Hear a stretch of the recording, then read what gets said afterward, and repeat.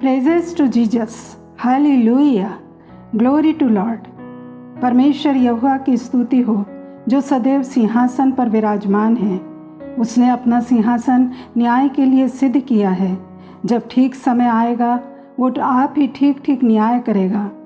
इस संदर्भ में यीशु मसीह ने मत्ती 22:1-14 में एक दृष्टांत कहा था। जैसा लिखा है, स्वर्ग का राज्य उस राजा के समान है जिसने अपने पुत्र का विवाह किया, और उसने अपने दासों को भेजा कि निमंत्रित लोगों को विवाह के भोज में बुलाएं, परंतु उन्होंने आना ना चाहा और वे उपेक्षा करके चल दिए, कोई अपने खेत को, कोई अपने व्यापार को। तब उसने अपने दासों से कहा, विवाह का भोज तो तैयार है, परंतु निमंत्रित लोग योग्य नहीं ठहरे। इसलिए चौराहों पर जाओ और जितने लोग तुम्हें मिलें सबको विवाह के भोज में बुला लाओ। तब उन दासों ने सड़कों पर जाकर क्या बुरे क्या भले जितने मिले सबको इकट्ठा किया, और विवाह का घर अतिथियों से भर गया। जब राजा अतिथियों को देखने भीतर आया तो उसने वहाँ एक मनुष्य को देखा जो विवाह का वस्त्र नहीं पहने था। उसने उससे पूछा, हे मित्र, तू विवाह का वस्त्र पहने बिना यहाँ क्यों आ गया? उसका मुंह बंद हो गया। तब राजा ने सेवकों से कहा, इसके हाथ पांव बांधकर उसे बाहर अंधियारे में डाल दो, वहाँ रोना और दांत पीसना होगा, क्योंकि बुलाए हुए तो बहुत हैं परंतु चुने हुए थोड़े हैं। विवाह का भोज राजा का भोज था। राजा ने बुलाया पर लोगों ने आना ना चाहा। ये दृष्टांत उस समय के लोगों के लिए ही नहीं पर हर एक युग के हर इंसान के लिए कहे गए थे। स्वर्ग का निमंत्रण कुछ लोगों के लिए नहीं है, वरन हर किसी को बुलाया गया है। राजा परमेश्वर है, पुत्र यीशु मसीह, भोज स्वर्ग का राज्य, निमंत्रित लोग सब मनुष्य, विवाह वस्त्र मन का परिवर्तन और समर्पण जो दिल से आता है। बुलावा और चुनने में बड़ा अंतर है। बुलावा परमेश्वर की तरफ से आता है, लेकिन चुनाव मनुष्य के हृदय पर निर्भर करता है। लोग बुलाए गए पर वो आए नहीं। राजा ने जब निमंत्रण भेजा वह कोई साधारण निमंत्रण नहीं था। सम्मान था, पदोन्नति थी, लेकिन उन लोगों के लिए खेत ज़्यादा महत्वपूर्ण था। कुछ के लिए व्यापार, कुछ के लिए दुनिया। उनका मन राजा से नहीं, अपनी दिनचर्या, अपना आराम, अपनी प्राथमिकताओं में फंसा था। यीशु ये बता रहे थे कि लोगों का ना आना एक संयोग नहीं था, एक चुनाव था। वे आ सकते थे परंतु उन्होंने नहीं आना चुना।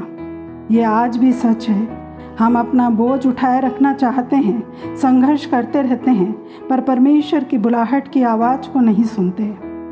हे सब परिश्रम करने वालों और बोझ से दबे लोगों, मेरे पास आओ, मैं तुम्हें विश्राम दूंगा। मेरा जुआ अपने ऊपर उठा लो और मुझसे सीखो, क्योंकि मैं नम्र और मन में दीन हूँ। अहो सब प्यासे लोगों, पानी के पास आओ, और जिनके पास रुपया ना हो तुम भी आकर मोल लो और खाओ। दाख मधु और दूध बिन रुपए और बिना दाम ही आकर ले लो। जो भोजन वस्तु नहीं है उसके लिए तुम क्यों रुपया लगाते हो, और जिससे पेट नहीं भरता उसके लिए क्यों परिश्रम करते हो? मेरी ओर मन लगाकर सुनो, तब उत्तम वस्तुएं खाने पाओगे और चिकनी चिकनी वस्तुएं खाकर संतुष्ट हो जाओगे।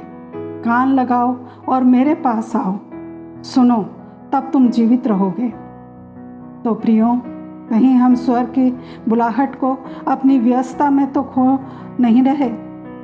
अब दूसरी बात, कई बार बुलाहट पर आ तो जाते हैं पर तैयार होकर आना भी जरूरी है। इसके प्रति अनदेखा करते हैं। विवाह वस्त्र यहूदी परंपरा के अनुसार सम्मान का प्रतीक था, जिसे राजा स्वयं प्रदान करता था। वह व्यक्ति जो उस वस्त्र को पहनकर नहीं आया, यह सिर्फ वस्त्र नहीं पहनने की गलती नहीं थी, वरन उस सम्मान को अनदेखा करने का चिन्ह था जो उसे दिया गया था। यीशु ये कह रहे थे, परमेश्वर हर एक को बुलाते हैं पर हर व्यक्ति परिवर्तन को स्वीकार नहीं करता। कुछ लोग बुलाए गए पर वे वैसा ही रहना चाहते हैं जैसे वे बिना बदलाव, बिना समर्पण, बिना ट्रांसफॉर्मेशन के रहते हैं, इसलिए वे चुने हुए नहीं थे। अक्सर लोग सोच लेते हैं वे सूजन हैं, मतलब परमेश्वर ने कुछ को पसंद किया है और कुछ को नहीं, लेकिन यीशु का संदेश यहाँ अलग है। वो कहते हैं बुलावा सबको है, पर प्रतिक्रिया कुछ ही देते हैं। परिवर्तन और समर्पण कम लोग ही चुनते हैं। इसलिए चूजन वो बनते हैं जो बुलावे का उत्तर सही रूप में देते हैं। बहुत से पास्टर, प्रचारक, विश्वासी वचन का प्रचार करते हैं, प्रार्थना करते हैं, आराधना करते हैं, लीड करते हैं, सेवकाई करते हैं, पर उनके जीवन में, स्वभाव में कोई बदलाव नहीं आया। वो अभी भी अपने पुराने वस्त्र को पहनकर सेवकाई कर रहे हैं। इस दृष्टांत में परमेश्वर के राज्य को विवाह भोज से जोड़ा गया है। वेडिंग फीस्ट ग्रेट जॉय को बताती है। परमेश्वर का राज्य एक आनंद है और आनंद का मूल स्रोत परमेश्वर है, source of real and ultimate joy. Yeshu परमेश्वर के पास वापस हमें लाने के लिए क्रूस पर मरे। वास्तविक आनंद देने के लिए वो इस पृथ्वी पर आए। इसलिए विवाह भोज की और परमेश्वर राज्य में एंट्री की रिक्वायरमेंट है विवाह का वस्त्र। बाइबल को हम ऐसी वस्तु के रूप में देख सकते हैं जो कवरिंग को बताती है। आदम और हवा के अंजीर के पत्तों को हटाकर परमेश्वर ने जानवर के चमड़े के वस्त्र से उसे प्रोटेक्ट किया। यशाया 64:6 हमारी वास्तविकता को बताता है। हम तो सब के सब अशुद्ध मनुष्य कैसे हैं और हमारे धर्म के काम सब के सब मैले चीथड़ों के समान हैं। हम सब के सब पत्ते के समान मुरझा जाते हैं और हमारे अधर्म के कामों ने हमें वायु के समान उड़ा दिया है। यशाया 61:3 और 10 में धार्मिकता के वस्त्र का वर्णन किया गया है, जो सड़क और गलियों में खड़े उन लोगों के लिए है जिनके पास खोने के लिए कुछ नहीं है, केवल पाना है, जैसा लिखा है। और सियोन के विलाप करने वालों के सिर पर की राख दूर करके सुंदर पगड़ी बांध दूं, कि उनका विलाप दूर करके हर्ष का तेल लगाऊं और उनकी उदासी हटाकर यश का ओढ़ना ओढ़ाऊं, जिससे वे धर्म के बांझ वृक्ष और यहोवा के लगाए हुए कहलाएं, जिससे उनकी महिमा प्रकट हो और वो कहें, मैं यहोवा के कारण अति आनंदित होऊंगा। मेरा प्राण परमेश्वर के कारण मगन रहेगा, क्योंकि उसने मुझे उद्धार के वस्त्र पहनाए और धर्म की चादर ऐसे ओढ़ा दी है जैसे दूल्हा फूलों की माला से अपने आप को सजाता और दुल्हन अपने गहनों से अपना श्रृंगार करती है। प्रियो, यदि हम बुलाए गए हैं तो प्रकाशित वाक्य 17:7-9 के अनुसार आनंदित और मगन हों, क्योंकि मेमने का विवाह आ पहुंचा है और उसकी दुल्हन को, जो कलीसिया है, शुद्ध और चमकदार महीन मलमल पहनने का अधिकार दिया गया है, क्योंकि उस महीन मलमल का अर्थ पवित्र लोगों के धर्म के काम है। तो धन्य वे हैं जो मेमने के विवाह के भोज में बुलाए गए हैं। हम में से बहुत संसार के राज्य से खुश होते हैं, अपने जॉब में खुशी मनाते हैं, अपने रिलेशनशिप में, रिश्तेदारों में, कुछ अपने बैंक अकाउंट में खुश होते हैं, परंतु बाइबल बताती है परमेश्वर के राज्य में आनंद की भरपूरी है। हम परमेश्वर के लिए बनाए गए हैं। जो हृदय में खालीपन है, जो कमी है, वो केवल परमेश्वर भर सकते हैं। परमेश्वर के द्वारा और परमेश्वर के लिए हम बने हैं। हम तब तक आनंद नहीं मना सकते जब तक परमेश्वर के राज्य का हिस्सा ना हो, जब तक हमारे वस्त्र मेमने के लहू से शुद्ध ना हो। बहुत से हैं जो धार्मिक हैं और सोचते हैं कि वो चुने हुए हैं। वो मानते हैं कि उनके काम ही उन्हें स्वर्ग ले जाएंगे। यीशु कहते हैं, जो मुझसे हे प्रभु कहता है, उनमें से हर एक स्वर्ग के राज्य में प्रवेश ना करेगा, परंतु वही जो मेरे स्वर्ग पिता की इच्छा पर चलता है।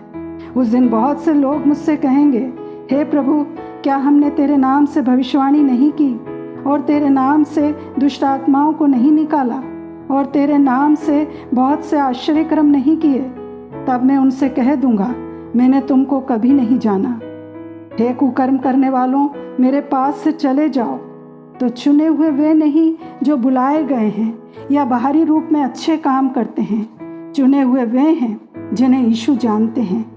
यीशु के पीछे हजारों लोग चलते थे, चमत्कार देखते थे, लेकिन ये भीड़ चुनी हुई नहीं थी। चुने हुए 12 थे जो यीशु के एक बुलावे पर उसके पीछे हो लिए थे। उन्होंने अपनी जीवन शैली बदल दी थी। ईश्वर का प्रेम सबके लिए है, पर चुने हुए थोड़े हैं। वे नहीं जो सुनते हैं, देखते हैं, दावा करते हैं, पर वे जिनका हृदय प्रेम से, दया से, परिवर्तन से भरा हो। वो व्यक्ति राजा के भोज में तो आया था, पर भीतर से बदलने को तैयार नहीं था। राजा का भोज तैयार है, पर वहाँ स्थान उन्हीं को मिलेगा जो विवाह का वस्त्र पहने हैं। प्रियो, परमेश्वर तो हर एक को बुलाते हैं, पर हर व्यक्ति उसके निमंत्रण को गंभीरता से नहीं लेता। कुछ अपनी आदतों, अपने रिश्तों और दुनिया के पाप में इतने बंधे होते हैं कि निमंत्रण को आदर नहीं देते, अनदेखा कर देते हैं।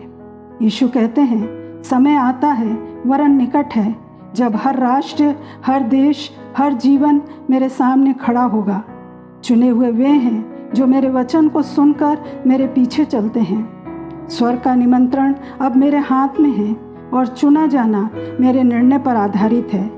राजा का भोज तैयार है, द्वार खुले हैं, निमंत्रण दिया जा चुका है, परंतु विवाह का वस्त्र हर किसी को स्वयं पहनना होगा। बुलावा सबको है, पर चुनाव हमारा है। तो ये संदेश हम सबों के लिए है, जिस पर हम अपने लिए आशीष मांग सकते हैं। यीशु मसीह के नाम में आमीन।